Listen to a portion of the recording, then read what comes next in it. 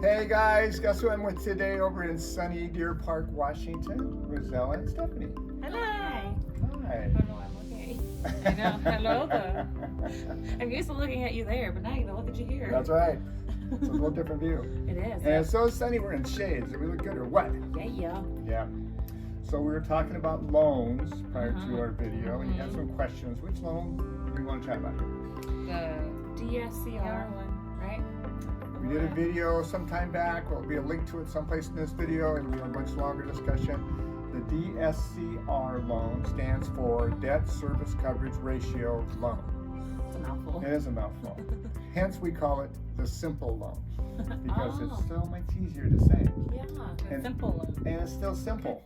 Okay. This loan doesn't require any income. This is what's beautiful about the DSCR loan and why many of our investors like it. So first of all, it is an investor loan. It's only done on non-owner occupied properties. You're not going to buy your residence or your second home with the DSCR or simple loan, because we're going to use the income on the property as the qualifying income for the loan. So we want to make sure the rental income is greater than, equal to, or greater than the total mortgage payment. That's PITI, taxes, insurance, homeowners association, all that stuff built in. So when you do the loan application, page 2 on the loan application, when you do a regular loan, it's all filled out. It's a pain. People hate it. They know that because they tell me got to put in all the jobs or part-time and previous employment for 2 years and all that good stuff. Page 2 on the DSCR loan is blank because we don't get any other Scratch income. that off. That's done. All right. Red line through. No page 2. No Bonus. Well, page 2 is there, just blank. Okay. Blank page 2. Yeah, we have to have the full application. If you have other properties, we do not get the income off of the other properties. We only use the income off the subject property, which is the one that we're doing the loan on. Okay. If it is a purchase scenario, you don't even need to have a tenant in the property because the appraiser is going to tell us what the market rent is, and that's what we're going to go off of. What are the stipulations, like if someone were to want to buy an investment property and utilize this type of loan? Okay. What are like the 3 basic questions you would ask them to even see if they would qualify for this type of loan or fit for this loan? Such a good question. Remember this, okay? That was a good question. We're going to want to know the income on the property. That's vital, right? So when we take a look at the loan payment, we know there's enough income there to cover it. Now, I will tell you that we can do the loan when the income on the property is less than the mortgage payment, but it's not cheap. The parameters of the loan can change. The loan to value may drop, which means you put more money down because your debt service coverage ratio doesn't quite fit the guidelines, and the rate's going to go up for the same reason. So you got to be careful there. Another thing that drives it is credit score. That drives the interest rates on these loans significantly, and how much down payment, because that drives things. The very same borrower on the very same property putting 25 or 30% down as opposed to the minimum 20% down is going to get a better rate because they put a larger down payment down, which helps out. What's the minimum credit score you're looking for this type of a loan? It's a great question, Steffani. I'm going to, I'm thinking through this. It's probably 620 for a credit score. And the rates are higher at a 620 than a 720, noticeably higher on this loan. We can do something to help out with the payment, though. We'll put an interest-only loan in place or a 40-year amortization or something like that, because what drives these loans is cash flow. And that's what the investors want. So they're willing to accept a higher rate for the term of the loan because they're only going to keep that loan for probably 3 or 4 or 5 years because they believe they're going to be in a situation where they can refinance out of that loan, maybe with regular income or something. Their intent is to refinance out. Or they're going to sell the property potentially. So it's not a long-term loan that someone would want to utilize. Well, it is a 30-year loan. And people keep them for longer than they think they're going to keep them often because it just happens, right? Yeah. Understandable. So then I'm sure another question would always come into play of like, but what about my debt to income ratio? How is that factored, or is that even factored? Good question. It's not, because we do not get income on anything else but the property. That's why it's called debt service coverage, because the income on the property needs to service the debt on the property. What's the ratio that has to be at? We want it 1 or greater. 1 or greater, And multifamily investors, if you've been purchasing apartment buildings and multifamily for years, it's the same loan. You're very used to it. It's 1.25, maybe 1.3% in that market, like a 10 unit or a 20 unit or a 60 unit apartment building.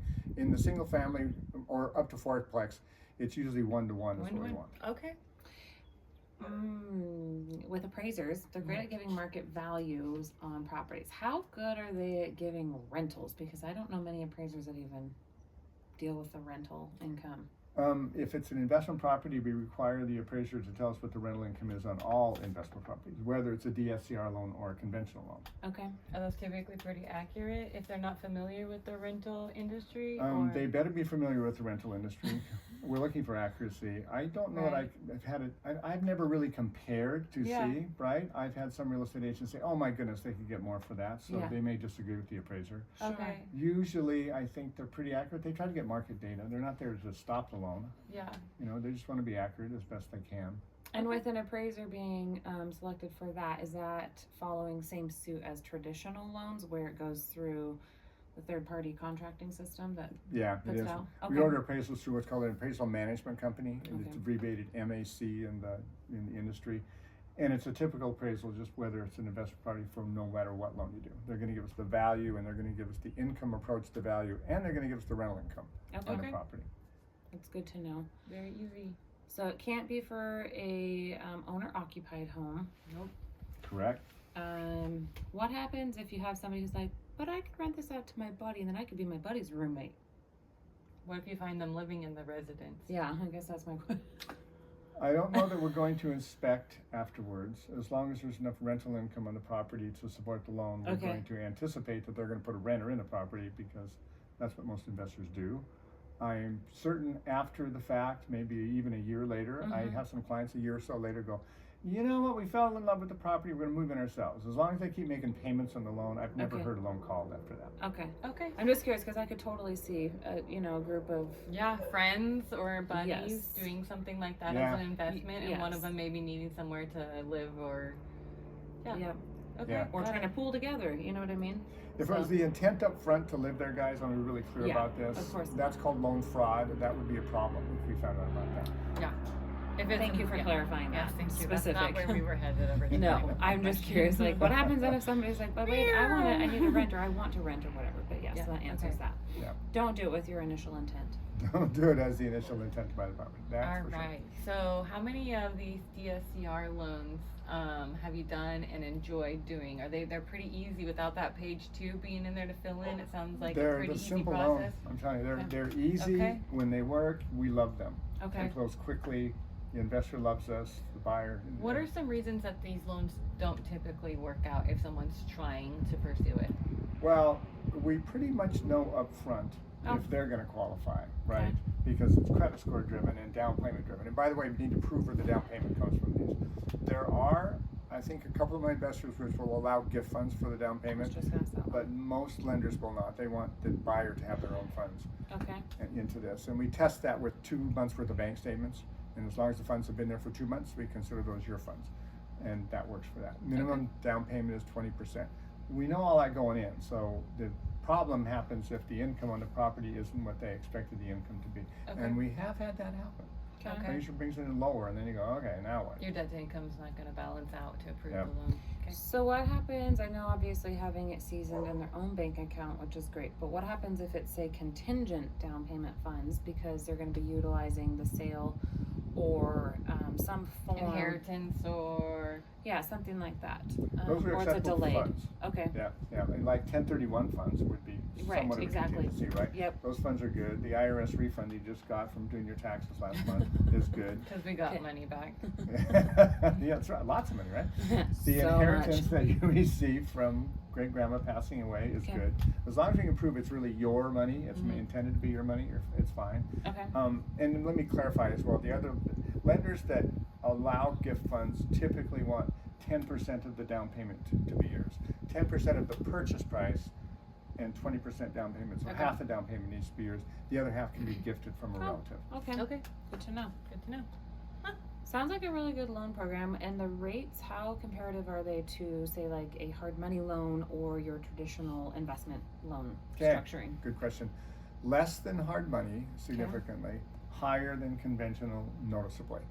Okay. And they typically come with a prepay. Most the Fannie Mae loans, conventional investor Fannie Mae, Freddie Mac loans do not have a prepayment penalty because it's not allowed. So that's kind of nice, right? and the rates there are higher than owner occupied. These would be a step function higher with the DSCR loan than the investor rate Okay. for a Fannie Mae kind of loan, and they'll typically have a prepayment penalty anywhere from 1 to 5 years, depending on what you want. Okay. The They do longer have the a penalty. prepay, the lower the rate. Okay.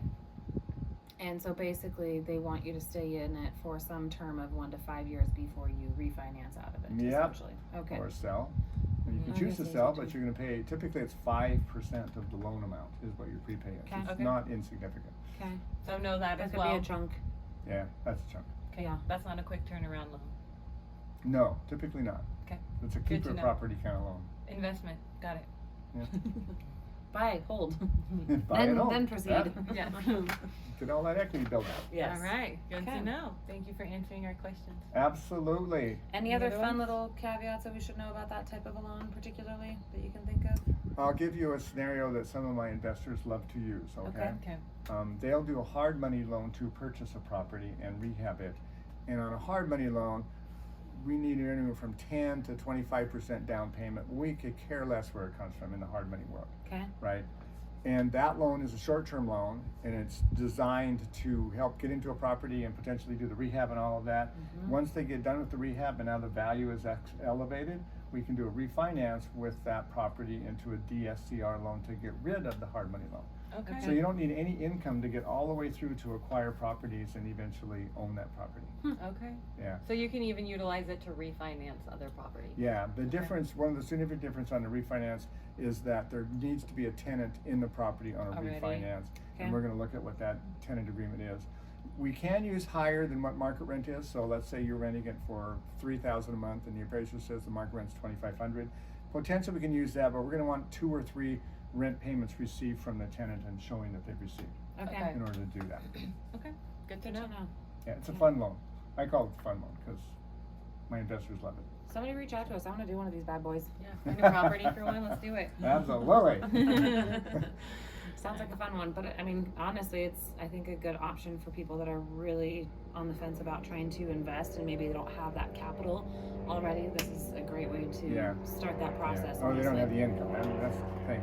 And if you do the interest-only payment, I think I mentioned you can do interest, or maybe it is, you can do an interest-only payment on this loan, even with the higher rate, then the payment, because it's interest-only, comes down close to what a conventional loan payment. Interesting. How long can they do interest only payment for? The interest-only payment is typically, I believe, 10 years. Really? It's a long time. Yeah. And if they had planned on refinancing within the 5 years or option to selling or anything like that, then Yeah, once they get past the prepayment penalty period, then they can. So if you set it up for an interest-only payment for 10 years, then what happens if you want to apply additional payment towards that principal? Are you allowed to? You are. You can put 20% of the principal amount down in any given year typically. Okay. and Okay. avoid the prepayment. up to 20%. Yeah. Good to know. It's a chunk. Sounds a really good structure. Yeah, people who will like this loan really like this It's loan. like an It's old so easy. cowboy type loan where you kind of you agree on it in the backwoods, you handshake sort of loan. Old cowboy type. I've never heard that name before, but we might brand that. I You like called that. it fun. I called it the cowboy Fair loan. enough. Cowboys are fun, apparently. Cowboy loan. They go well All right. together, Yes. absolutely. Well, as usual, it's been fun chatting with you ladies. Thanks so Thank you. much. Thank you, you as well.